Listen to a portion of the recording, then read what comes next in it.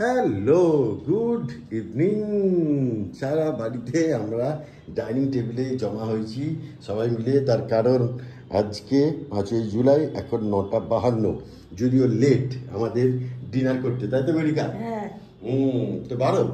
আর এখানে রয়েছে মা সারাক্ষণ ঘুমোচ্ছে, ঘুম থেকে উঠে এলো। কি ব্যাপার? বৃষ্টি হচ্ছে না দুদিন ধরে, ঠান্ডা খুব বেতার ঘুমোচ্ছে, তাই তো? আর এখানে আজকে আমাদের ডাইনিং টেবিলে কি কি রয়েছে দেখাই। আর আমাদের একটু দেরি হয়ে গেল, 9:30টায় ডিনার করার কথা ছিল, কিন্তু এখন 9:52 বাজে। তার কারণ শুটিং হচ্ছিল, আর তারপর আমি এডিটও করছিলাম, তাই তো? গজা আছে ঘরের ভিতরে, খাওয়া দাওয়া হয়ে গেছে, শুয়ে পড়েছে। হ্যাঁ, তো আজকে আমাদের ডিনারে কি কি রয়েছে দেখাই। এখানে রয়েছে ভাত, এখানে রয়েছে আম। আচ্ছা, এই ভাত আমাদের মানে গৈরিকার জন্য, এক একজনের জন্য এক একটা জিনিস। আর এখানে রয়েছে আম আর দুধ মায়ের জন্য। রুটিটা কোথায় মায়ের? মায়ের রুটি আছে, নিয়েছো দেখি। তো মা খাবে আম দিয়ে, দুধ দিয়ে রুটি, তাই তো মা? এটা মায়ের খুব প্রিয় খাবার। মা আম খেতে খুব ভালোবাসে। দুধ হলে মার আর কিছু লাগে। হ্যাঁ, দুধ রুটি আম হলে এসব হলে কিছু লাগে। আর আমার জন্য রয়েছে এখানে রুটি, গৈরিকার জন্য ভাত। আরে আমি ভাত করেছিলাম, মাও খাবে একটু ভেবে, এখন বলতে না রুটি খাবো না। আমি রুটি খেলে তো মা রুটি খায়। মা ভেবেছিল যে দুধ ভাত দিয়ে খাবে, দুধ ভাত আম খাবে, কিন্তু না। আর আজকে সোর্সটা পর এইটা, গৈরিকা আজকে একটা অসাধারণ রেসিপি করেছে। এটা হচ্ছে গিয়ে, গৈরিকা কি নাম দিয়েছে ওটা? Spicy mutton curry. Spicy mutton curry, কিন্তু আমি বলবো এটা 5 স্টার মাটন কারি। জাস্ট অসাধারণ হয়েছে, টেস্ট করেছি। এখানে 500 গ্রাম মাটন, আমি আর গৈরিকা খেয়ে শেষ করতে পারবো না। এটা আমার মনে হয় কালকেও থেকে যাবে। কি একদম কালকে থাকবে, কাল দুপুরে আমাদের জন্য থেকে যাবে। দুপুরে আর কিছু রান্না করতে হবে না। এই গৈরিকা রাত্রিবেলা মা খাবে না, কালকে দুপুরবেলা একটু টেস্ট করবে, একটা পিস দেবো মাকে। মা মাটনটা একটু হলে এক পিস খায়, মেটে আমরাই দিই জোর করে। হ্যাঁ, একেবারে না হলে তো চলবে না, না খেলে শরীর থাকবে না, তাই জন্য খাওয়া দাওয়া করতে হবে। আর এটা আগেও একবার গৈরিকা করেছিল, অসাধারণ হয়েছিল। আর আজকেও এই ননিটা নিশ্চয়ই গৈরিকা খাবে। এই রেসিপিটা অবশ্যই কালকে দেখবেন, আর রবিবারে বাড়িতে ট্রাই করবেন। রবিবারে তো রথ, আর অন্য দিনে এটা ট্রাই করবেন, জাস্ট মুখে লেগে থাকবে। কোনো 5 স্টার হোটেলের থেকে কোনো কম টেস্ট এতে নেই, অসাধারণ। তো চলো মা খাওয়া দাওয়া শুরু করুন। আর গৈরিকা দাও আমাকে, দাও আমাকে, দে দো, আল্লাহ के नाम पे दे दे बाबा। হ্যাঁ, দাও দাও।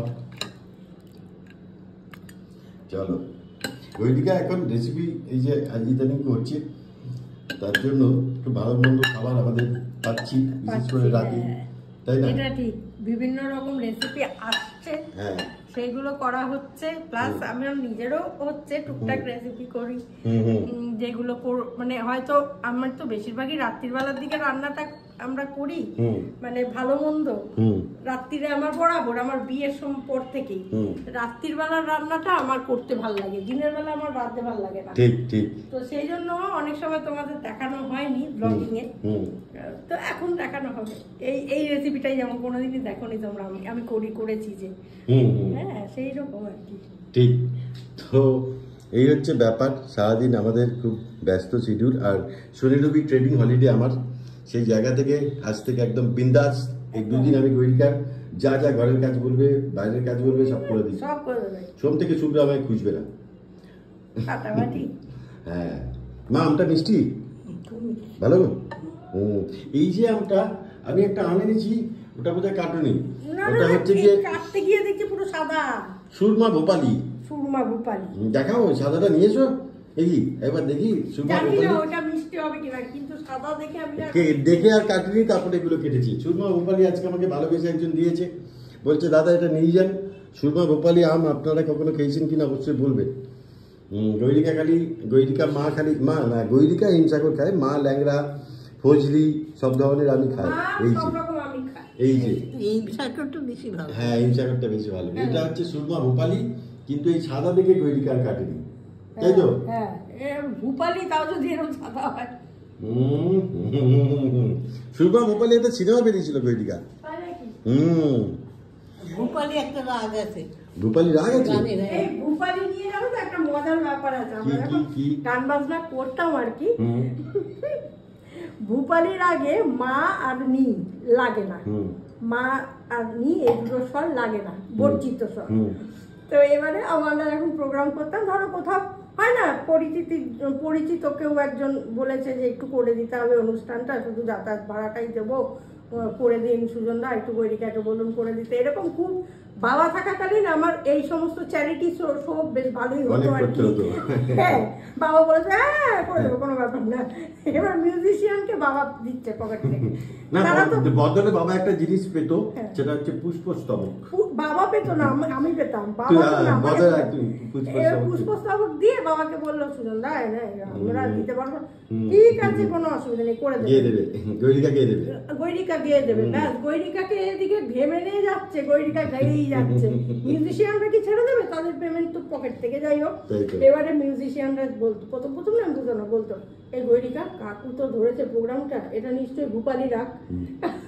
ভূপালি রাগটা কি বলছে, কি মানি নেই ভূপালি। যদি ধরো কিছুটা দিত অন্তত যাতায়াত ভাড়াটা, আমি আবার বলতাম না সেমি ভূপালি। না তা ভূপালি বলে কি তারা টাকা না নিত, তা তো নয়, তারা তো পয়সা করে নিত। না ওদের তো কোনো দোষ নেই, ওরা তো নেবে, এটাই ওদের প্রফেশন। আর আমি নয় তো বাবা ঠিক আছে ক্ষমা করলাম সবাই। আর ওরা যদি না নিত, ক্ষমার মধ্যে থাকতো, তাহলে আমাকে চ্যারিটি শোই করে যেতে হতো সারাদিন। ঠিক আমার বাবা এরকমই ছিল।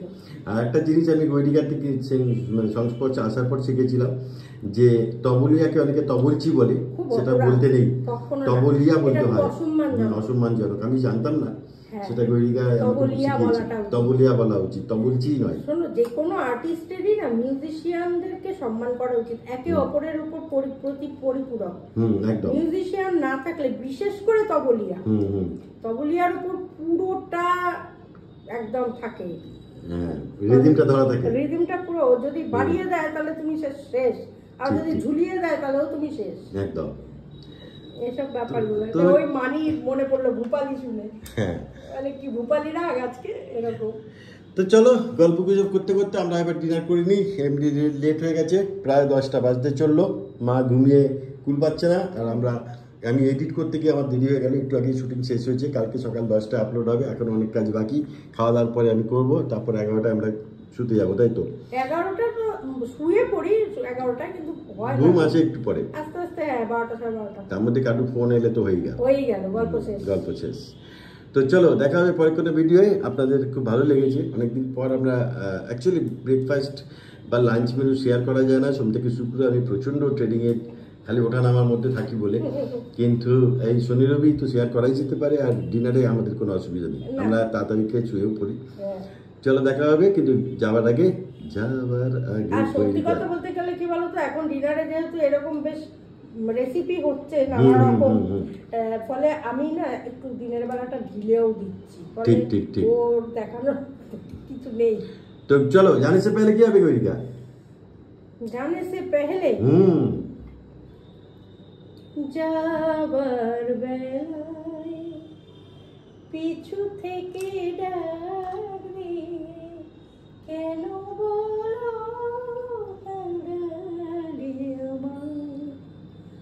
আমার মন বুঝে মন নয়, আমার মন বুঝে মন নয়, যাবার বেলায়।